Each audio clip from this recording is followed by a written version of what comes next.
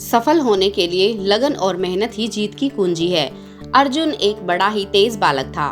वह किसी भी कौशल को बड़ी आसानी से सीख लेता था। अभी वह 9वीं कक्षा में पढ़ रहा था, परंतु अपनी उम्र के हिसाब से बड़ा ही चंचल था। जो भी पढ़ता वह झट से समझ लेता। गणित हो या विज्ञान, उसे समझने में समय नहीं लगता, परंतु वह अपनी पढ़ाई को समय ही नहीं देता था। थोड़ी देर पढ़ने बैठता, फिर तुरंत उसे कोई और चीज याद आ जाती। फिर वह पढ़ाई छोड़कर कभी टीवी देखने चला जाता तो कभी अपने पिता के फोन पर गेम खेलने लगता, कुछ नहीं तो कंप्यूटर पर गेम खेलने लगता। उसकी माता उससे कहती, बेटा खेलना ही है तो जाकर मैदान में कोई खेल खेलो, कम से कम तुम्हारा स्वास्थ्य तो अच्छा रहेगा। पढ़ते तो हो नहीं, कम से कम सेहत पर तो ध्यान दो। जब भी उसके माता पिता उसे कुछ समझाने के लिए कहते तो वह चिढ़ जाता। उसके इस व्यवहार से उसके माता पिता बहुत दुखी रहने लगे। 9वीं कक्षा की अर्धवार्षिक परीक्षा हुई। अर्जुन को केवल 45% अंक प्राप्त हुए। पिता ने उसे समझाने की कोशिश की और वह किसी को सुनने को तैयार नहीं था। उसे यही लगता कि यह सब मुझे गलत समझते हैं। वह अपनी गलतियों को देख नहीं पा रहा था और माता पिता और शिक्षकों को गलत समझने लगा। यह केवल अर्जुन की बात नहीं है, इस उम्र में कई बच्चों के साथ ऐसा होता है, परंतु यह व्यवहार और सोच उन बच्चों के लिए हानिकारक है। कुछ दिन बाद दुर्गा पूजा की छुट्टियां हुई। अर्जुन अपनी माता के साथ अपने नाना नानी के घर चला गया। वहां जब अर्जुन के नाना ने अर्जुन की माता से पूछा, अर्जुन की पढ़ाई कैसे चल रही है, तब उसकी माता ने अफसोस जताते हुए कहा, पिताजी मैं तो इसके जीवन जीने के तरीके से ही परेशान हूँ। ना पढ़ता है और ना खेलकूद ही करता है। दिन भर केवल कंप्यूटर, फोन या टीवी पर लगा रहता है। अर्धवार्षिक परीक्षा में केवल 45% अंक आए हैं। अगले वर्ष 10वीं की परीक्षा है, जाने क्या करेगा। अर्जुन की यह सब बातें सुनकर वहां से चला गया। अगले दिन जब अर्जुन सोकर उठता है तब उसके नाना जी बगीचे में माली से बात कर रहे होते हैं।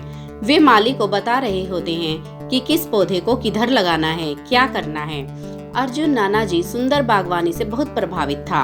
वह अपने नाना जी के पास पहुंचता है और पूछता है, नाना जी आप क्या कर रहे हैं। नाना उसे बताते हैं कि बच्चे नए फूलों के पौधे लगा रहा हूँ। अर्जुन कहता है, खेती या फुलवारी की सबसे अच्छी बात यही है कि पौधा लगा दो, बीज लगा दो, फिर कुछ दिन के बाद फूल फल निकल आते हैं। नाना जी हंसते हुए अर्जुन से कहते हैं, क्या तुम स्कूल में नाम लिखवा लेने से और किताबें खरीद लेने से परीक्षा में पास हो जाते हो, या परीक्षा में बैठ जाने भर से क्या तुम्हें अच्छे अंक मिल जाते हैं? नहीं ना। अर्जुन विस्मय में आकर कहता है, नहीं तो।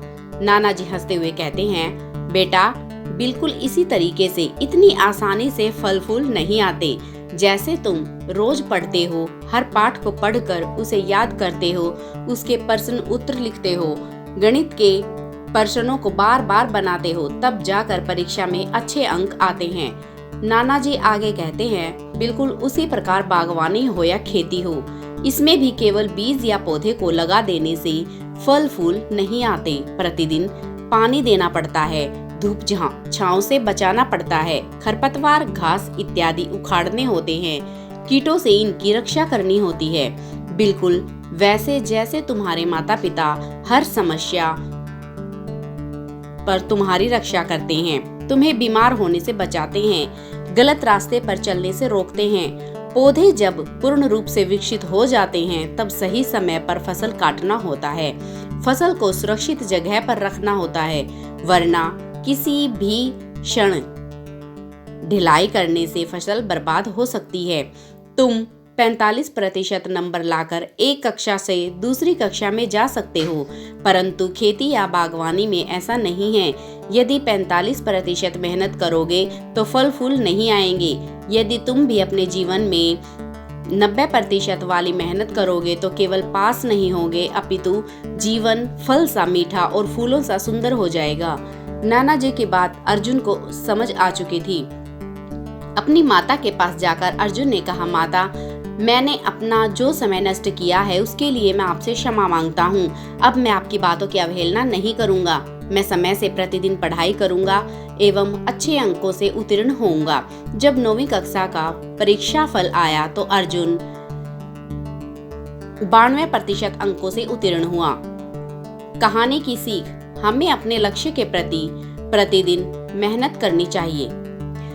दोस्तों, आपका हमारे चैनल पर आने के लिए धन्यवाद, और अगर आप हमारे चैनल पर नए हैं तो हमारे चैनल को सब्सक्राइब ज़रूर कर लें ताकि हमारी हर कहानी आप तक पहुंच सके।